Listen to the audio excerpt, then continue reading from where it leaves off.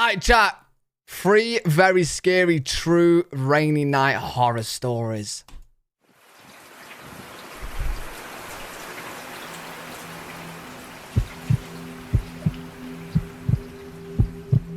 This happened when I was really young. I'm talking 2nd or 3rd grade. It's hard for me to remember things clearly from that long ago, but this memory stands out for reasons you'll soon understand.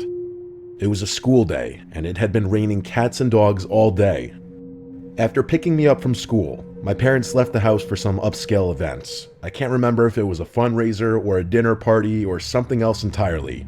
Either way, they were supposed to come back home that night, but while they were gone, the storm picked up like crazy, and it became unsafe to drive long distances. So instead of driving back home, they reluctantly decided to spend the night at one of their friends' houses who lived much closer to where the event was. Yeah, home alone. I remember them calling me on the house phone and repeatedly apologizing for leaving me there by myself, even though I insisted that I wasn't even hungry and I'd be fine. My mom gave me a list of things to do before bed. No. That was your perfect moment to be like, Mom, can I have money for takeaway? Lock all the doors and windows, keep at least one house light on, make sure all the blinds were closed. Typical stuff. At the time, I didn't understand why they were making such a big deal about everything. I wasn't quite old enough to realize how important it was to not leave kids my age home alone. In fact, I was actually kind of excited to have the place to myself. Wait, chat, did it say how old he is? Did I miss that? How old is he? Did I miss that? How old is he? I swear I didn't hear the age. Maybe. Oh wait, did it say 2nd or 3rd grade? Oh, so like 7 or 8? 7 or 8, 6, 7 or... Damn, bro. Even if it's the older end, 8. Yo. That's crazy. It meant unlimited candy and no bedtime. I obviously didn't have a TV or any kind of screen in my room, so I stayed downstairs in the living room watching TV on the couch. I told myself I'd do all that stuff my mom had requested right before going to sleep. No, not how old is the commentator. The guy talking is not the kid that's been left home alone. Oh, Jesus Christ, bro. Since I was planning on staying up all night anyway, but at some point later in the night, the sugar crash got to me and I accidentally fell asleep. No surprise there. I don't remember exactly what time I ended up waking up, but it was late enough for the TV to have gone into sleep mode, so 3 hours minimum. I distinctly remember being much colder when I woke up. Nothing too out of the ordinary. Window open. Temperatures drop at night, but the difference was significant enough for me to instantly make the connection, even at that young age. I thought about just curling back up and going back to sleep, but then I remembered the list my mom had given me. Even at that age, I knew she'd find out if I didn't do it, and I really didn't want to get in trouble after she trusted me to stay home alone. So I forced myself off the couch and went to check the windows and doors. I went around and did everything she asked. Locked the front and back doors. Wait. Hey, buddy. It's hard for me to get mad at him because he's 8 years old. Max. That's nuts. He's home alone, bro. That's crazy. But, buddy, you was meant to do that before you fell asleep. Not after. Closed all the blinds, checked the windows, even the light. Everything was shut tight, which confused me a little because the house still felt way colder than it should have. I even put my hand against a couple of the windows to make sure they weren't cracked open or something, but they were all sealed. Oh, he's just checking. I figured maybe the storm knocked out the heater or something, and I didn't think much more about it. That explanation made sense to me at the time, and I was so tired that I couldn't devote more energy to thinking about the heat. So I headed upstairs to my room, ready to crawl into bed and forget about it. When I got to my room, I finally realized just how bad the storm had gotten. Our living room is tucked into the center of the house, so I hadn't really been able to appreciate the storm from down there. My childhood bedroom has a big external window though, so I could hear everything. The rain was slamming against the glass like it was trying to get in, and every minute or so there was a burst of lightning followed by a deafening clash of thunder. I wasn't scared of storms at that age, but I do remember being concerned. Yo, anyone else? This lightning in his videos actually blinded me. Anyone else? Mate, every time the lightning flashes, I'm like... that a tree was going to fall on the house. That's probably why I had trouble falling back asleep, even though I had been dead tired not even 20 minutes prior. As I was lying there, trying to fall asleep, I started picking up on these odd sounds. Jesus. Every so often, there were these weird creaking sounds, like shifting wood. Thing is, the entire floor is carpeted, so it couldn't have been coming from my room. At first, I thought it was a tree swaying in the wind, but the sound didn't quite fit. Even then, I knew the general sounds associated with thunderstorms. This definitely wasn't one of them. It started bothering me after a while. Oh no. For whatever reason, it wasn't the storm keeping me up. It was that stupid sound. I couldn't take it much longer, so I sat up and looked around the room, not really sure what I was looking for. I listened, trying to drown out the sounds of the storm and focus in on the creaking. Lightning flashed, illuminating the whole room. Everything looked normal, but my eyes were drawn to the only wooden thing in the room, the closet. The room went dark again, no. and I sat there perfectly still. About a minute later, lightning flashed again, and my room was once again lit up for just a split second. And in that split second, I saw something that made me choke. I nearly just poo myself. I actually just stopped a fart, and it might not have been a fart, bro. I don't know why. He always puts in loud sounds, man. And in that split second, I saw something that made me choke. The closet door was slightly ajar. It had been closed before. I was 100% sure of someone's in there. it. Something had opened it. There was something in my room. Fuck. I didn't scream. I didn't speak. I didn't even think. I just got out of bed as quietly as I could and walked out of the room. That walk from the bed to the door felt like a 500-mile, 5-year journey. I immediately went downstairs and hid under the dining room table. Then, and only then, I started crying. I didn't know what else to do. There was someone in my house, in my room, and my parents were too far away to help me. I'm not sure how long I stayed under that table, but at one point, I heard footsteps walking down the stairs. I held my breath, knowing that any sound I made could have ended my life. They weren't normal footsteps. It sounded like whatever it was jumping and pinballing down the stairs. The footsteps got closer. They were approaching the dining room table like they knew where I was hiding. I can't tell you how scared I was. I really thought I was gonna die. And then, from under the table, I saw them. I couldn't see their upper body, but 2 bare feet walked into view. 2 nasty, wet, and muddy legs that were tinted yellow. I couldn't tell if they were male or female legs. That's how gross and almost disfigured they looked. There were cuts all over their legs, like they had rolled around in a thorn bush. They were also stumbling, like they were struggling to even stand upright. And just as I thought it couldn't get any worse, they dropped something. Bro, if you play one more loud fucking sound, I swear to God, I'm gonna be this person in the video, mate. And I'm gonna go house walking, bro. Just to get my own back on you. It was a wrench.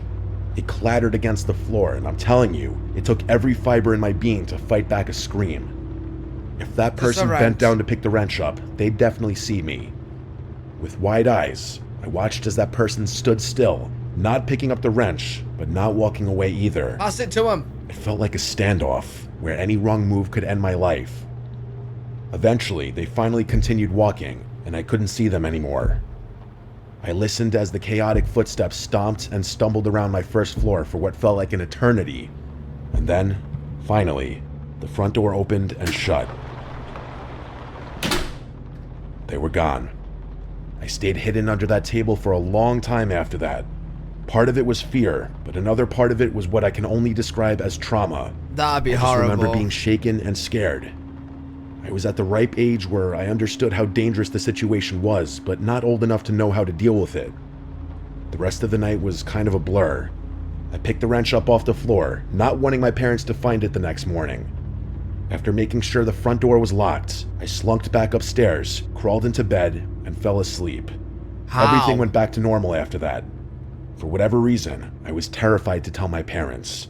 What? I didn't want them to find out I hadn't locked the doors and done everything they had asked me to do, so I just kept the whole thing to myself. What? It wasn't until several years later that I told them the story, and it actually took some convincing for them to believe me.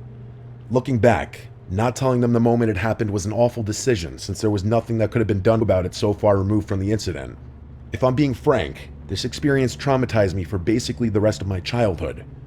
I slept with a nightlight from then on, and I developed a fear of the dark that didn't go away for a long time. I still have trouble explaining what happened that night, but I learned my lesson. Lock your doors at night. Crazy. That is actually terrifying, though, chat. I'm an only child and live with my mom and dad in a decently sized home. It's a little big for just the three of us, but my parents' running joke is that it was never their intention to have only one kid. They just never got around to having more. Anyway, I was 15 when this happened. Alright. It was a rainy Saturday night sometime in May. I can't remember exactly when this happened, but I do remember that it was during one of the last weekends before summer started up. There's one last thing I have to mention. I have a lot of weird medical conditions that make my life difficult. I get frequent panic attacks, faint easily, and struggle breathing at times. I'm also one of those weird people who needs complete and total silence to fall asleep. Like, even a small fan is enough to keep me awake. I've mostly learned how to deal with it, but sleepovers and vacations are still unbearable. People always tell me they love the sound of rain and that it helps them fall asleep, but it does the exact opposite for me. It doesn't rain often where I'm from. Yo, imagine this person in the UK. You'd never sleep. You would never, ever, ever sleep. But every now and then we get these insane downpours that keep me up all night. To be fair, it wasn't a full-on thunderstorm, but it was raining heavily enough to keep me up. No matter what I tried, I couldn't block out the sound of raindrops pattering against the roof. It was late, sometime well after midnight, when I faced the reality that I wasn't going to sleep anytime soon. So I got out of bed and thought about ways I could expend some energy. Yo, I'm just going to talk real quick on sleeping, yeah, because if you can grade someone on sleeping, I'm like S tier, right? I can sleep to anything, and like as soon as I put my head on the pillow, I'm gone just like that, right? But there has been times where I've struggled to go sleep, okay? Very rare times, but there have been times. Do you know what I do? And I think this is what you guys need to start doing who struggle to sleep. If you ever go to bed and you're struggling to go sleep, don't fight it. Just get the fuck back up and do it. Don't let sleep be the boss of you. All right? Because when I've gone to bed and I was like, okay, it's been like 20 minutes now. Why can I not sleep? I get out of bed. I come back on my computer and I wait till my fucking brain's like, yeah, you know what? I want to go sleep now. You gotta do it. You gotta show who's boss. Maybe that'll work. I don't know. Maybe that'll help you guys. Maybe that'll help. Maybe you just gotta tire yourself out enough to sleep. You got it? Hey, that'd be $50, guys. L3WG technician. Eventually, I decided to go for a little walk in the rain. This wasn't the first time I had done that. Walking in the rain was actually something my parents encouraged me to do when I couldn't sleep. We live in a very safe residential area, and there's a huge public park that borders my house, so being out late isn't dangerous at all. Plus, the park is very well lit, which is another one of the reasons I've always felt so comfortable walking there late at night. I put on a rain jacket, quietly walked downstairs, and stepped outside without even bothering to bring an umbrella. I purposely didn't bring my phone because I knew myself well enough that a phone screen was only going to keep me up. It was oddly peaceful outside. I've always been one for nature, and seeing all the trees gently swaying in the wind with the raindrops screaming down their branches was exactly what I wanted. It is relaxing. After about 20 minutes, I started to feel myself getting tired, which was a good thing. I turned around and started walking back towards my house, figuring I'd be able to fall asleep by the time I got back. As I was cutting through the park, I glanced toward the road and saw something strange. There was a long black object lying flat in the middle of the street. At first, I thought it was an oddly shaped garbage bag or something like that, but the more I looked at it, the more I realized what it was. It was a person just lying there in the middle of the street. They were face down too from the looks of it. What? I felt a sick feeling bubbling up in my stomach. The only thought bouncing around my brain was the likely possibility that they had been hit by a car and were injured. Or worse. There was no other logical reason why someone would be lying motionlessly in the street, especially while it was raining. As much as my gut told me to just keep my head down and continue walking, I felt like I had to do something. My parents raised me a certain way. If I see a person in need, I have to help them. So against my instincts... Yeah, but listen, there's a time and a place, man. if it's not perfectly obvious to me that they're like screaming in pain or whatever, I'm just calling the police. I'm just calling the police.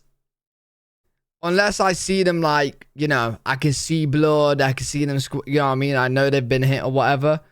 If it's just like someone's just lying down in the road, nah, I'm calling the police, bro. I started approaching the person in the street. As I got closer, I was able to make out what they were wearing. Black pants and a dark plaid shirt. Definitely not the type of attire someone would wear during heavy rain. Judging by the clothing, it was a man, but that's what I had already assumed. I'm not sure if it was the gravity of the situation or something else, but as I was walking toward the street, I realized for the first time that night how cold I was. Like the rain was lukewarm 1 second, and God, you're so right. It literally could be a vampire. You idiot. Oh, no. ice cold the next, if that even makes any sense. As I was closing in on the road, a screech rang out from somewhere behind me. Instinct took over and I whipped my head around, adrenaline flooding my veins. It sounded like a howl, but slightly off. Like a wounded animal. That's the only way I can describe it. Werewolf? A quick scan of the tree line revealed nothing. The sound must have come from deeper in the park, meaning there was no imminent danger. Still, the sheer strangeness of it all had my heart racing. I had never heard anything like it before, and the lack of an explanation was what triggered that feeling of pure fear. But that feeling was about to get 1,000 times worse, because when I turned back around and faced the street, that person wasn't lying down anymore. They were sitting perfectly upright, staring at me. Nah, fuck that. Fuck that. In that moment, fuck that. Everything started fading and my vision narrowed.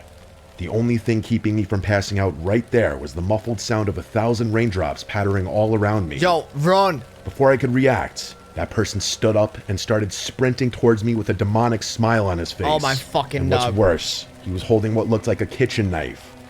Up until that moment, I didn't know what it meant to truly fear for your life. I snapped out of my haze and ran as fast as I could in the opposite direction.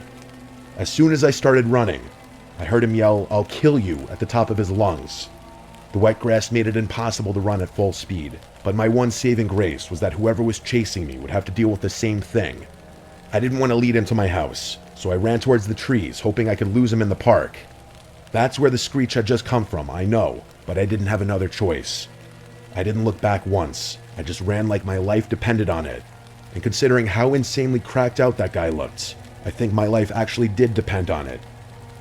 I ran towards the densest part of the park, hoping I'd be able to hide in there before he caught up to me. I didn't even know if he was still chasing me, but I didn't care. Part of me felt like if I stopped running, the fear would catch up to me and I'd pass out immediately. I made it into the woods, and right when I was about to throw up from exhaustion, I ducked behind a tree and tried to catch my breath. I looked behind me, and there was no one. Or at least no one I could see. The only thought on my mind at that point was how in the world I was going to get home safely.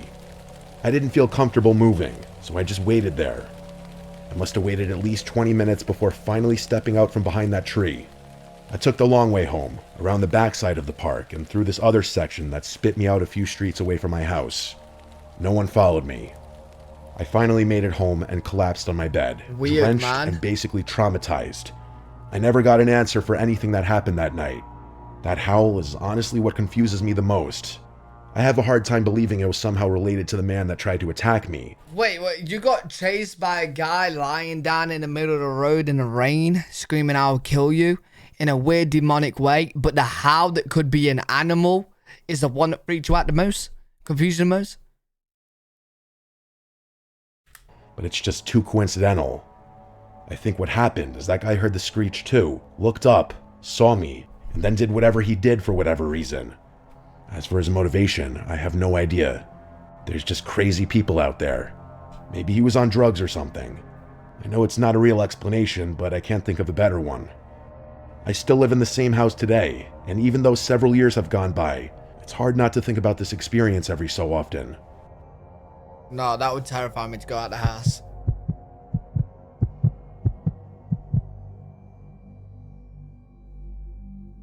I'm 29 years old, and one of the only things that's ever really helped me clear my head is camping. Not campgrounds or national parks where there's other people around. I'm talking true middle of nowhere camping. I grew up in Northern California, and I've spent the better part of my adult life learning to find those remote little pockets where you can still feel like the only person left on Earth. This story took place a few months ago. I had just broken up with my ex, and let's just say I was going through it. I needed to be alone, so one day I just packed up my truck and headed out. I didn't have a specific plan. I just threw some gear together and decided to go back to a quiet riverside spot I'd stumbled across once before. It wasn't an official campsite or anything, just a little bend in the river you could reach if you followed this barely there dirt road past a whole lot of nothing. I got there sometime in the late afternoon, but the second I turned down the dirt path that led to the river, my stomach sank a little. There were already 2 trucks parked near the trailhead, one gray and one white.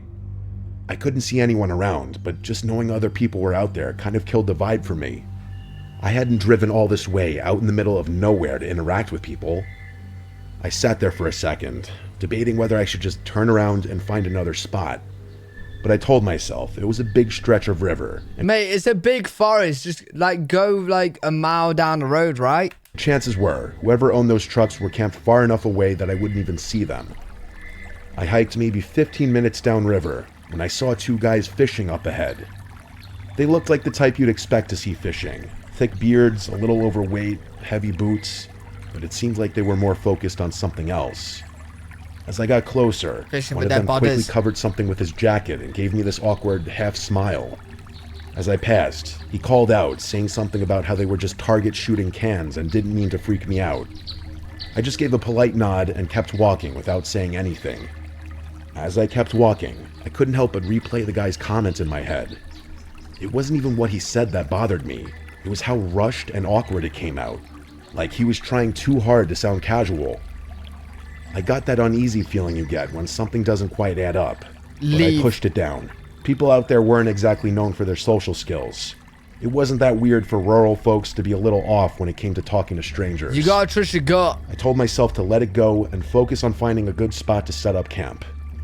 I found a spot a little further down the bend where the trees were thicker and the trail dipped out of sight. It wasn't perfect, but it was tucked away enough that I felt like I had my own space. I set up camp, pulled out a book, and tried to settle in.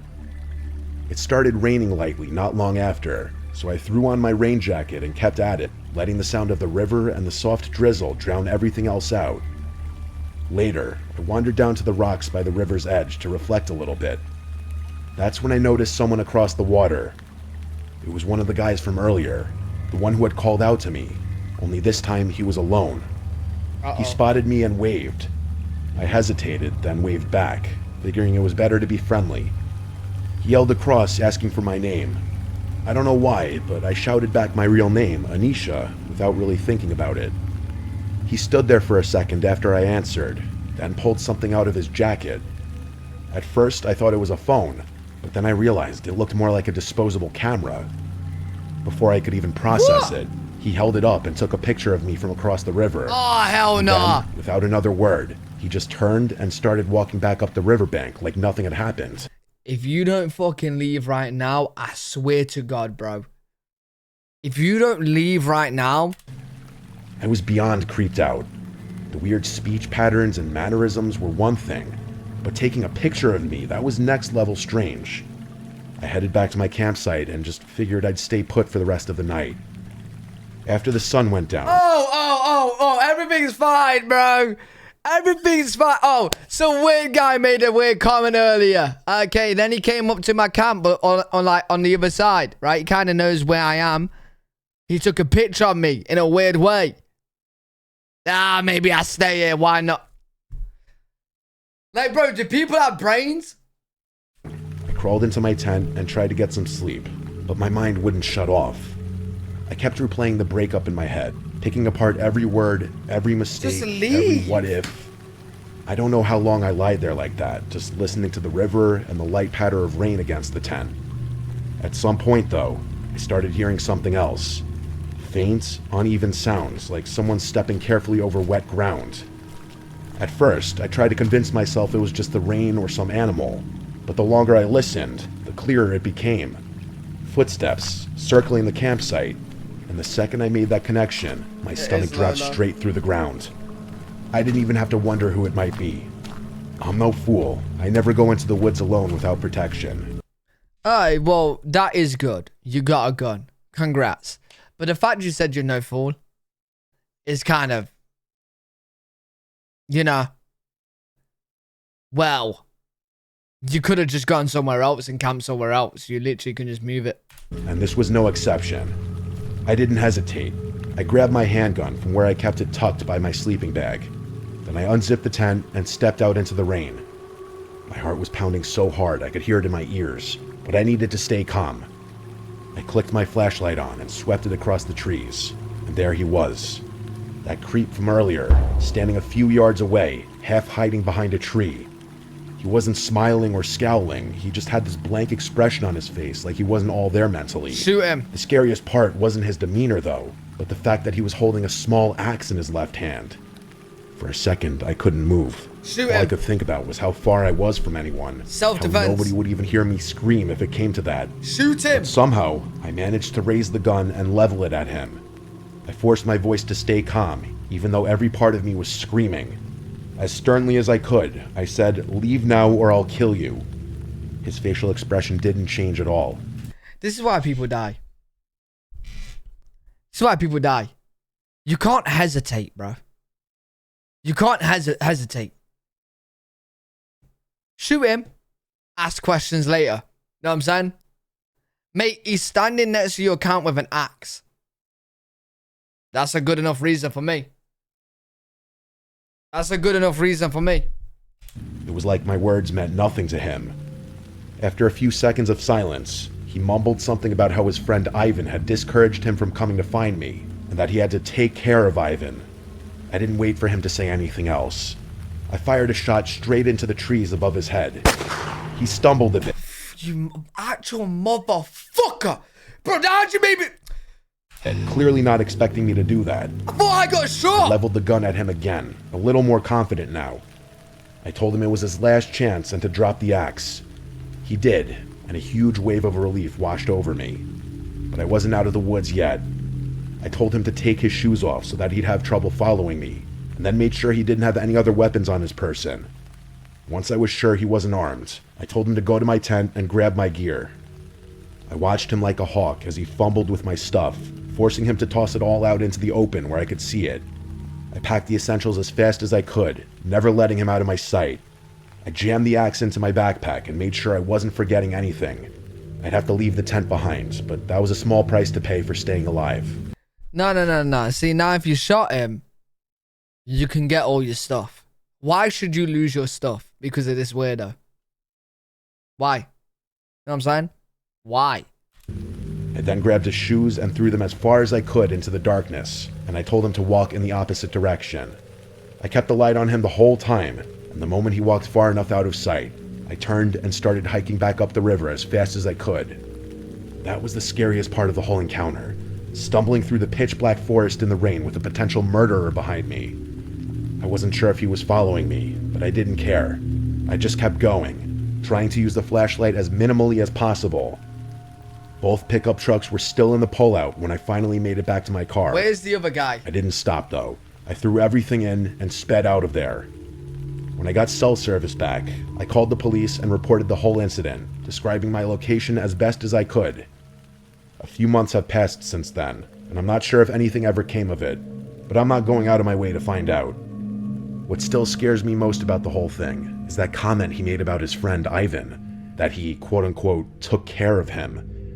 I really don't want to think about what that means, but there's only so many explanations. I'm just glad I was armed. I could have easily lost my life that night if I hadn't been. Crazy. There we go. When you go camping, you need to be armed. Well, I can't be armed. I'm in the UK, man. Like teaspoons and shit. But damn, bro.